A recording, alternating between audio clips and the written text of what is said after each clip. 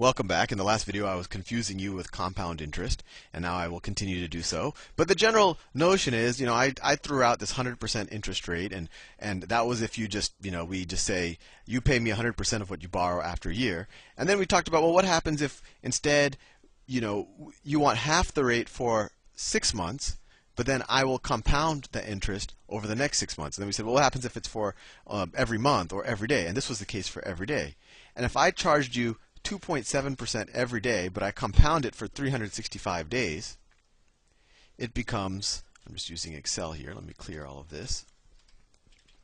It becomes 1.027 to the 365th power. Oh, I'm using my Excel incorrectly. Oh, that's not right. Let's see, plus 1.027 to the 365th, 27 to the 365th power. No, I'm making a mistake here. Let me make sure I got this 1.027 right. So if I take 100% and I divide it by 365, so 100% is the same thing as 1, divided by 365, that is, oh, it's 0.00. Sorry, so I'm not going to charge you 2% a day. Yeah, that seems high. I'm going to charge you that is 0.0274. I'm charging you 0.2%, right? This is the kind of 1 percentage place, so this is 0.2%. So I'm charging you 0.274% per day. I don't know why I put brackets around that. So if I were to compound that over 365 days, you take it to the 365th power, and what does that get me? So let's see if I do plus 1.00274 to the 365th power. I get 2.7148. It equals 2. That's how much you're going to owe me if you just keep the money. You keep kind of reborrowing it every day. You'll owe me $2.748 after the end of 1 year. Now let's say that's not enough for you because this interest rate is so high. You want the option to pay it by the hour. You want this thing to compound every hour of the day. So let's see. Let's first of all figure out how many hours there are in a year. So let's see. In a year there's 365 days times 24 hours per day. So there's 8,760 hours in a year. And then if we want to divide 100%, which is just 1, divided by, plus 1 divided by that number, I could charge you 0.01, what is that number? Yeah, it's 0.0114. So hourly compounding, I should have been doing this in green, it's money. But let's see.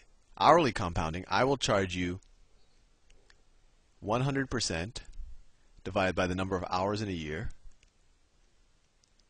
which equals 0.0114% per hour. So over a year, I would take it to this power, right? So let's say after 1 hour, you'll owe me 1.01. Sorry, it's 0.01%, so it's 0.00114. That's how much you're going to owe me after 1 hour. So, $1 plus a very small fraction of a cent. But then after another hour, you're going to owe that times that again. You're going to, because this will be the new principal after an hour. So then you're going to owe that same fraction times it again. Right? And then after 3 hours, you'll multiply it again. So after the total number of hours in the year, which is 1.000114, and there's 8,760 hours in a year, let's see what you'll owe me. So if I do plus 1.000114 to the 8,760th power, 2.71443. So now you, at the end of a year, after compounding roughly 8,700 hours, you'll owe me $2.71 and then some fractions of a penny. And I know you thought that these videos were about E and you were just learning about how to take advantage of someone in need, but there should be something interesting here that maybe you've observed. That when we started compounding, at first you owed me $2 just when I did just one period, which is the whole year. Then it got to, what was it, $2.25, and then it kept getting higher as we compounded shorter and shorter periods. But it seems to be approaching some number. It seems to be approaching, right? When I compounded every day, at the end of the year, you owed me $2.71 and some change. And then if I compounded every hour, which is 24 times as many compounds, you still owe me a very similar number. So it seems like it's gravitating towards this mystical number here. And that mystical number is E. So let's kind of formalize what I've been meandering around for a video and a half now. And I'll switch colors. So in general, the amount of money you owed me at the end of the year was the amount you borrowed. The amount you borrowed. Let me do that in blue. Let's call that the principal. That's not bright enough. The principal times 1 plus, and what was the interest rate? It was 100%. 100% divided by the number of times you wanted to compound in the year. We'll call that n. Right? And we raise that to the n power. So in the case of when there was only one compounding period where you just borrowed it for the year, and the principal in our example was 1, right? So this is just 1 times, the principal is just what you borrowed. 1 plus 100% is the same thing as 1, right? Or 1.00. And when there was one compounding period, we just did that. And we just did that. And you owed me $2 at the end of the year. And this is exactly what I've done in the last video and a half. I'm just formalizing it with a couple of variables.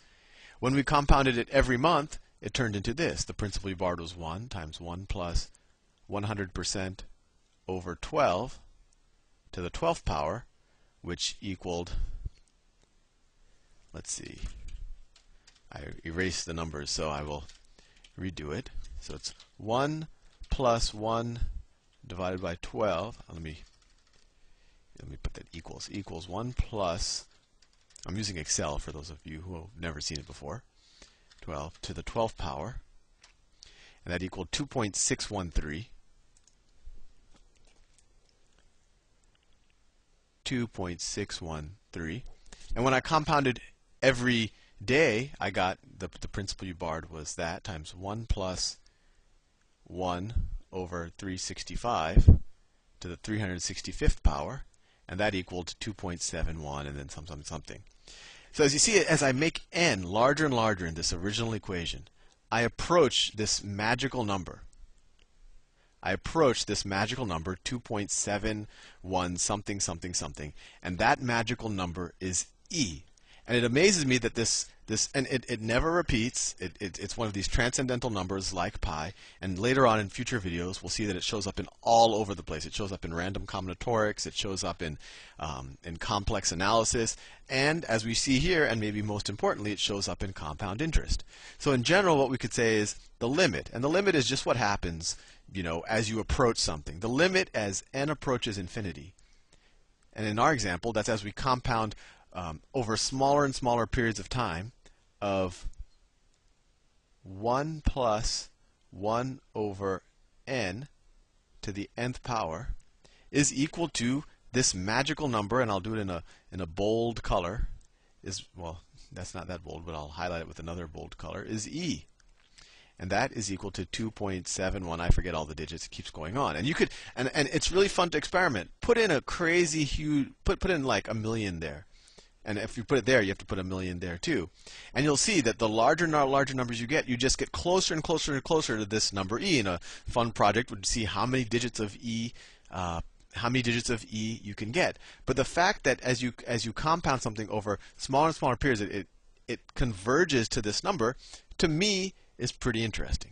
So with that out of the way, in the next video, I'll show you how to figure And so in the limit, as n approaches infinity, what are you doing? You're actually compounding continuously. You're compounding every zillionth of a second. And you can, the fact that you can actually calculate an interest rate at compounding every zillionth of a second, to me, is a fairly amazing result. But anyway, I'll see you in the next video because I've run out of time.